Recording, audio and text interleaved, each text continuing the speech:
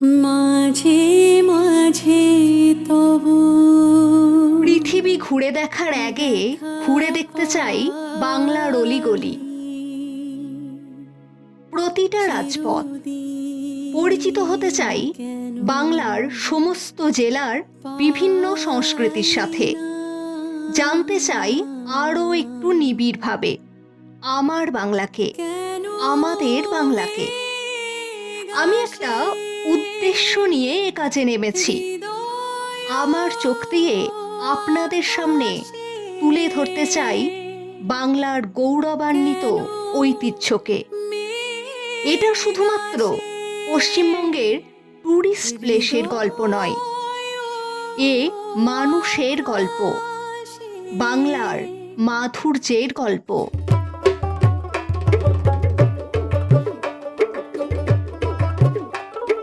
আমাদের নতুন series exploring Bengal from hills to heritage এর প্রথম পর্বে আমরা রাখতে চেয়েছিলাম এমন কিছু যেখানে পাহাড়ের সাথে সাথে ঐতিহ্যও মিশে রয়েছে।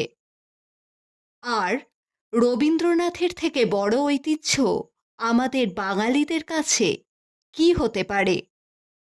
তাই এই পর্বে থাকছে রবীন্দ্রনাথের ভালো লাগার আশ্রয়স্থল মংপুর গল্প। এই প্রত্যন্ত পাহাড়ি গ্রামে রবীন্দ্রনাথ এসেছিলেন মোট 4 বার। তখন তার বয়স হয়েছে, শরীর ভেঙে পড়েছে। তিনি আপন করে নিয়েছিলেন এই পাহাড়কে। পাহাড়ি মানুষরাও দুহাত বাড়িয়ে আপন করে নিয়েছিল তাকে। তাই 1940 সালে 25শে বৈশাখে তার জন্মদিনের অনুষ্ঠান তিনি পালন করলেন এখানেই। মৈত্রী দেবীর কথা শুনেছেন নিশ্চয়ই। মংপু এবং রবীন্দ্রনাথ, এ গল্প তাকে ছাড়া সম্ভব ছিল না। তারই আমন্ত্রণে মংপুতে আসেন রবীন্দ্রনাথ। যে মানুষ চেয়েছে ফিরতেছে পাগল হয়ে, যে মানুষ চেয়েছে। বর্তমানে রবীন্দ্র ভবন নামে পরিচিত এই বাড়িটি আসলে ছিল সরকারি বাসভবন। পাহাড়ের এই দুর্গম জায়গায় আজও রয়েছে সিংকনা ফ্যাক্টরি, সেদিনও ছিল।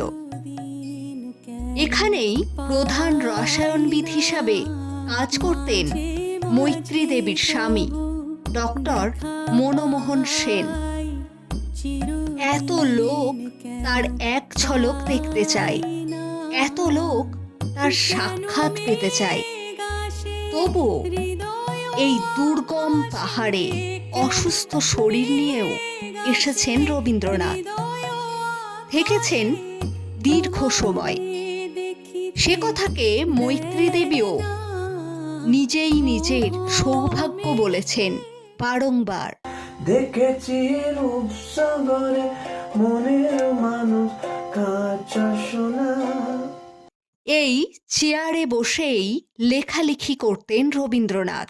পাহাড় আমরা সকলেই ভালোবাসি, রবীন্দ্রনাথও বাসতেন।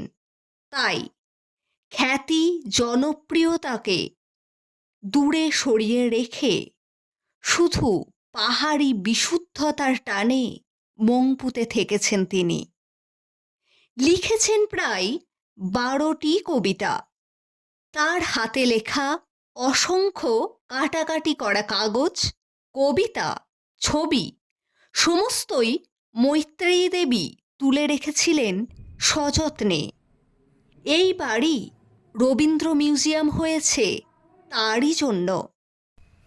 জোড়াসাঁকো নয়, শান্তিনিকেতন নয়, পৃথিবীর প্রথম রবীন্দ্র মিউজিয়াম এই মংপু।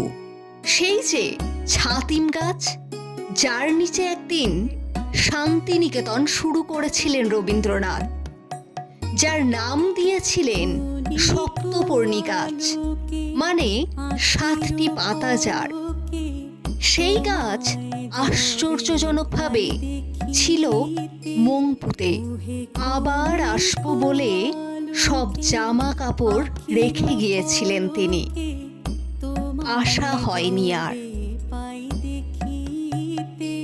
যেসব স্মৃতি তিনি তৈরি করেছিলেন পাহাড়ে, সেসব আজও এখানেই আছে। পাহাড় ঘুরতে এলে দার্জিলিং থেকে 31 কিমি দূরে মংপুতে আসবেন অবশ্যই। কোনো পাহাড়ি মানুষের গলায় এখানে আজও রবীন্দ্রসঙ্গীত বেজে ওঠে। এটাই তো বাংলা, এটাই তো আমাদের বাংলার ঐতিহ্য, যা দেখতে চেয়েছি, দেখাতে চেয়েছি।